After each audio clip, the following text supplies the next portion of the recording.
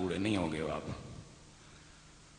اب میں انشاءاللہ مناسب وقت میں کوشش کروں گا کہ اپنی معروضات بھی عرض کروں، اور لائٹ جانے سے پہلے پہلے میری یہ بھی کوشش ہوگی، چونکہ اب میں ہی تعاون کروں گا آپ کے ساتھ، تاکہ 12 بجے لائٹ جاتی ہے اور اس سے پہلے پہلے ہمارا سارے کام ختم ہو جائیں.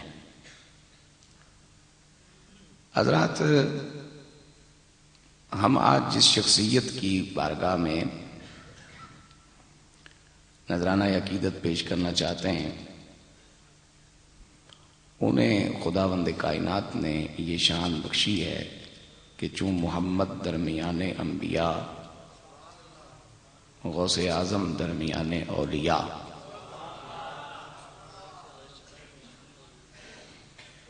کہ جس طرح انبیاء میں اللہ کے محبوب کو شہرت عام نصیب ہوئی، یہاں میں جو بات سمجھ رہا ہوں اسی کے حوالے سے ہی کچھ اشارتاً بات کروں گا. شہرت عام نصیب ہوئی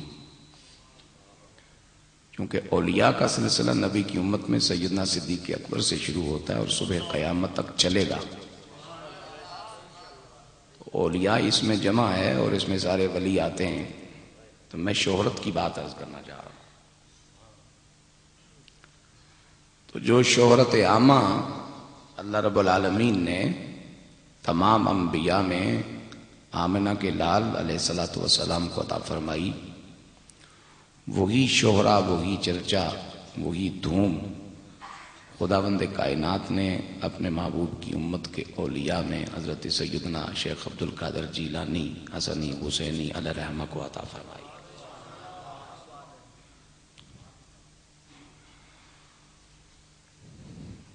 بہت بنیادی سی ایک بات میں کہنا چاہتا ہوں، اس کے بعد جو جو بات آگے بڑھے گی. ولی کی تعریف میں ایک دو چیزیں جس پر کم از کم اسلامی مدرسے میں پڑھنے والا ہر شخص اتفاق کرے گا، چاہے وہ کسی بھی مکتب کے دارالعلوم میں پڑھتا ہو. میرے پاک نبی علیہ الصلوۃ والسلام نے ارشاد فرمایا کہ جب تم میں سے کوئی شخص فوت ہو جائے صاحب ایمان، تو اس کی نماز جنازہ پڑھانے کا سب سے پہلا مستحق وہ شخص ہے جو مرنے والے کا ولی ہو. سبحان اللہ کہہ دیں، مسکرا کے کہہ دیں.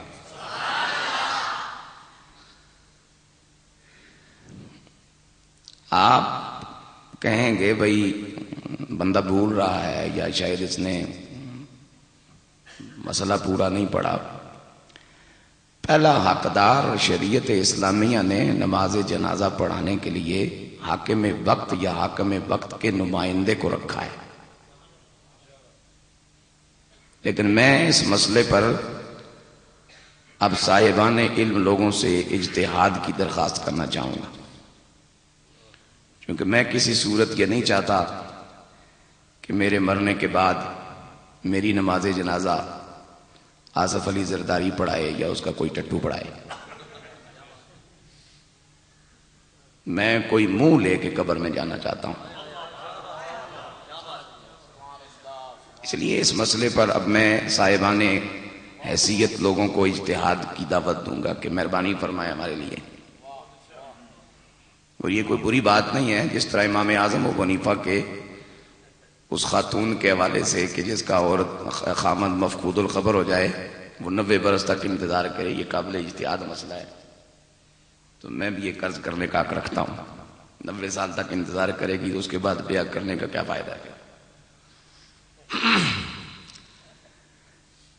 اب یہ تو مسئلہ ہو گیا نا الگ. آپ کا ڈی سی او، آپ کا جو ڈی ایس پی، اپنا ایس ڈی او ہے، پتہ نہیں کیا کیا نام ہے، وہ غریب کیا نماز جنازہ پڑھائیں گے؟ کم از کم ہماری، میں جب مروں گا تو لاکھ گناہ ساتھ لے کے ضرور جاؤں گا، لیکن کم از کم میری میت کے جلوس میں 200-500 علماء ہوں گے. تو اتنے سارے علماء کے سامنے جو مسلمان حکمران کا نمائندہ ہو وہ بھی کوئی بندے کا پتر ہی ہونا ضروری ہے نا. اب وہ یہ حق لے سکے گا. تو یہ مسئلہ تو ہو گیا ختم. اب اس کے بعد ہے ولی. کون ہے ولی؟ مرنے والے کا ولی اس کی نماز جنازہ پڑھائے. اب میں نے پوچھا ہے آمنہ کے لال صلی اللہ علیہ وسلم مرنے والے کا ولی ہوگا کون؟ فرمایا مرنے والے کا ولی ہے اس کا بیٹا، مرنے والے کا ولی ہے اس کا بھائی، مرنے والے کا ولی ہے اس کا باپ، مرنے والے کا ولی ہے اس کا چچا، مرنے والے کا ولی ہے اس کا تایا. ہم انکل کہہ کے رشتوں کی حیثیت کو گول کرنے والے لوگ نہیں ہیں. تایا ابا سے بڑا ہوتا ہے اور چچا ابا سے چھوٹا ہوتا ہے، اور جو ابا سے بڑا ہو اس کی عزت ابا بھی کیا کرتے ہیں. ہم انکل کہہ کر کے اپنی مسلم ثقافت کو مٹانے والے لوگ نہیں کہ گلی میں جھاڑو لگانے والا چوڑا بھی انکل ہی ہو اور گھر میں بیٹھا ہوا سکا تایا بھی انکل ہی رہ جائے. انکل یہ گند بھی لے جائیں، وہ بھی انکل ہے یہ بھی انکل ہے، تو آپ کے پاس اپنی تہذیب کہاں ہے؟ اور میں تو یہ کہا کرتا ہوں کہ جب ہم پھوپھا جان، ماموں جان، چاچا جان، تایا جان، نانا جان، دادا جان کہا کرتے تھے، ہماری نظروں میں حیا تھی.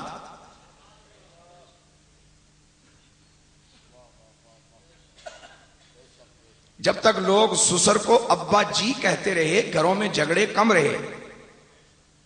جب سسر بھی انکل کہلانے لگے تو جھگڑوں میں اضافہ ہو گیا. اس لیے کہ جب آپ کسی کو ابا جی کہیں گے تو آنکھوں میں حیا پیدا ہوگی. ولی مرنے والے کا کون ہے؟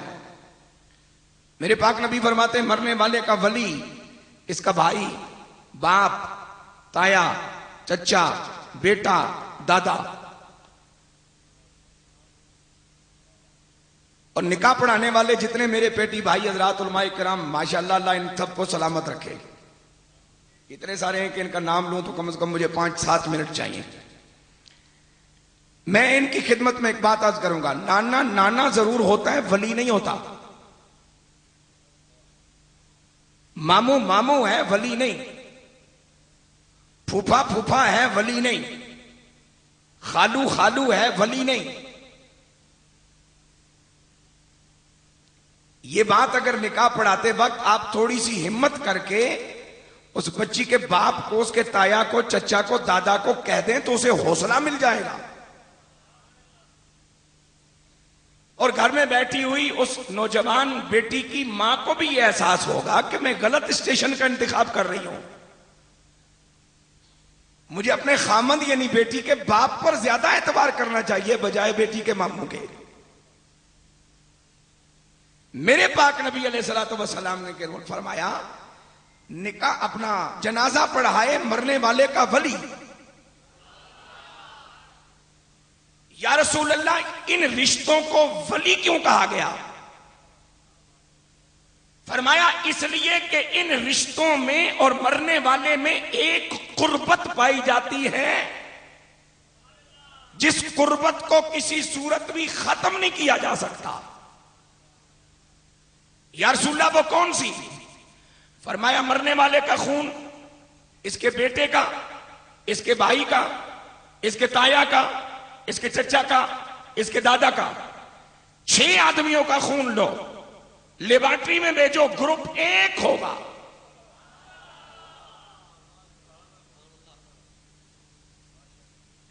گروپ کتنے ہوں گے؟ بندے کتنے؟ 6.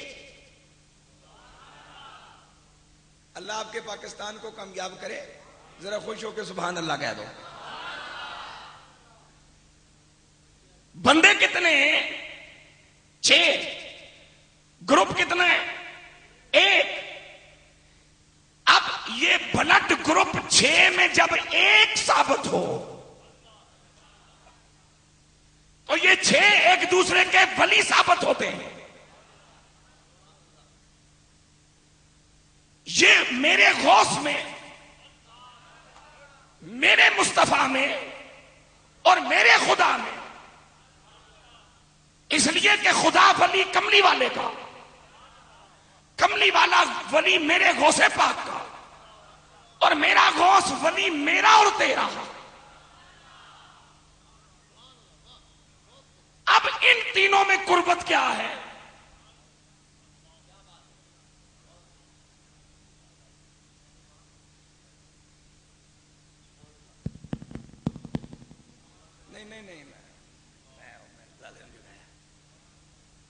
ان تینوں میں قربت کیا ہے؟ اس لیے کہ جہاں قربت ثابت ہو ولایت وہاں ثابت ہوگی۔ نانا نواسے کا ولی نہیں، چونکہ دونوں کا خون الگ الگ ہے۔ ماموں بھانجے کا ولی نہیں، چونکہ دونوں کا خون جدا جدا ہے۔ پھوپھا بھتیجے کا ولی نہیں، چونکہ خون الگ الگ ہے۔ دادا پوتے کا ولی ہے، چونکہ خون ایک۔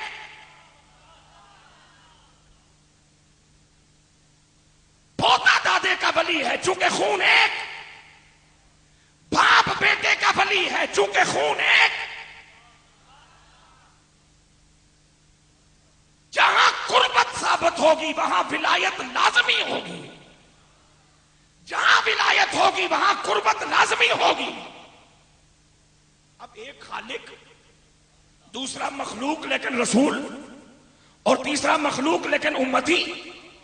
اب ان تینوں میں قربت کیا ہے جی؟ جو کام میرا رب اپنی قدرت کے ذریعے کرتا ہے، ذرا محبت سے سبحان اللہ بولو۔ جو کام میرا رب اپنی قدرت کے ذریعے کرتا ہے، جب پروردگار اپنی اسی قدرت کو اپنے محبوب کو عطا فرمائے تو طاقت وہی ہوتی ہے، لیکن جب اس طاقت قدرت کا اظہار نبی کے ہاتھوں ہو تو اس طاقت کا نام بدل جاتا ہے، معجزہ ہو جاتا۔ خون وہی ہے، دادے کی رگ سے نکلے تو دادے کا ہوگا، پوتے کی رگ سے نکلے تو پوتے کا ہوگا، باپ کی رگ سے نکلے تو ابا کا کہلائے گا، بیٹے کی رگ سے نکلے تو بیٹے کا کہلائے گا۔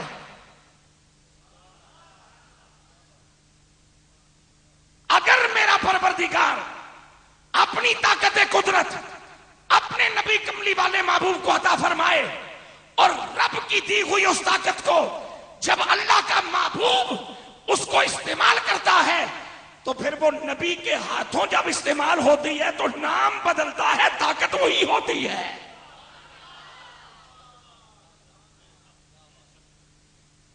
طاقت وہی ہے، بولو بولو، طاقت وہی ہے، نام بدلا ہے اس نے۔ اور جب کملی والے مہربانی فرمائے اور اپنے نواسے عبد القادر جیلانی کو اپنی معجزے والی قوت عطا فرمائے اور فرمائے بیٹا اختیار میں دے رہا ہوں، استعمال تو کر، تو طاقت وہی ہوگی، نام بدل کے کرامت ہو جائے گا۔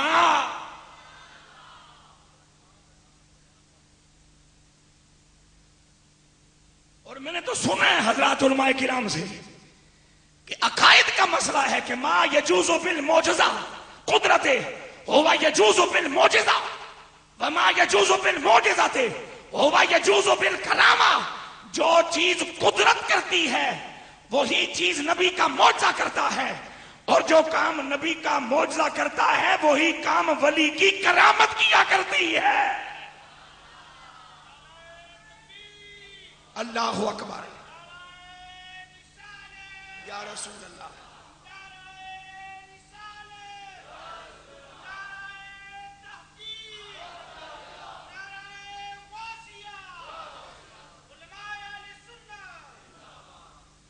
اب وہاں ہو تو قدرت، وہی طاقت مدینے آ جائے تو معجزہ، اور وہی طاقت اگر بغداد میں آ جائے تو کرامت۔